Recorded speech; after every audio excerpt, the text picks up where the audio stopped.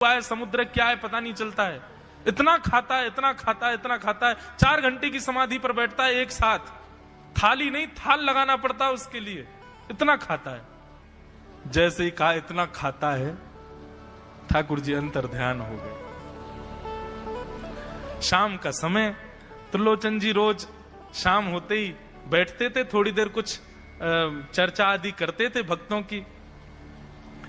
त्रिलोचन जी ने बुलाया, अंतर्यामी, ओ बेटा अंतर्यामी कहां हो, जल्दी आओ, चलो शाम हो गई है, थोड़ी देर बैठे कुछ सत्संग करें, कीर्तन करें।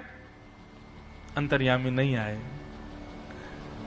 पूरे घर में खोज लिया, ठाकुर जी नहीं मिले। रसोई घर में खोज लिया, ठाकुर जी नहीं मिले। पड़ोसियों से पूछ लिया, नहीं मिले। सब्जी मंडी देख आए, ठाकुर जी नहीं मिले।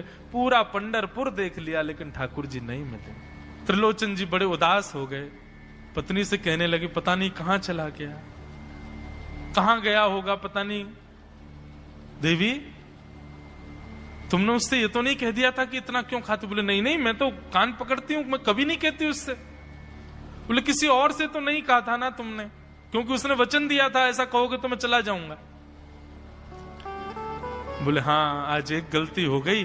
पड़ोसी के पास बैठी थी, उससे बात करते करते मेरे मुख से गलती से निकल गया कि अरे उसके लिए तो बहुत बनाना पड़ता है, 10 किलो आटा खा जाता है, इतना खाता है, तो निकल गया था। समझ गए? बोले ओहो, इसीलिए चला गया। उसको पता चल गया कि तुमने कह दिया है, तभी चला गया है। त्रिलोचन जी और उनकी पत्नी दोनों श्री पंडरीनाथ भगवान मंदिर के देहली पर जाकर के बैठ गए।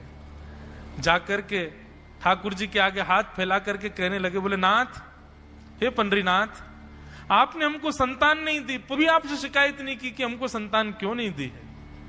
पर नाथ, एक सेवक हमारे जीवन में आया, और जब से वो सेवक आया, हमारे यहाँ संतों की सेवा होने लगी, हमारे यहाँ कीर्तन होने लगा, हमारे यहाँ सत्संग होने लगा, हमारे यहाँ खूब आनंद की उमंग होने लगी। उस सेवक ने हमको आपसे और प्रेम करवा दिया। ठाकुर जी, हम आज आपसे दोनों भीख मांग रहे हैं, हमें कुछ मत दीजिए, आप भी मत मिलिए हमको इस जन्म में, लेकिन हमारे उस सेवक अंतर्यामी को हमको वापस कर दीजिए भगवान। वो जहां कहीं भी हो उसको वापस भेज दो हमारे पास।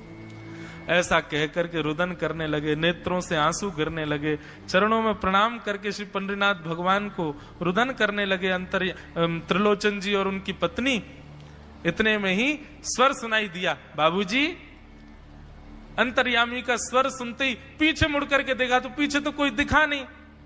अरे इधर देखिए, पीछे कहां देख रहे हैं? वापस से पंडरीनाथ भगवान की ओर देखा तो श्री पंडरीनाथ भगवान की जगह ही अंतर्यामी बालक खड़ा हुआ है, सामने खड़े होकर के उनको आशीष दे रहा है।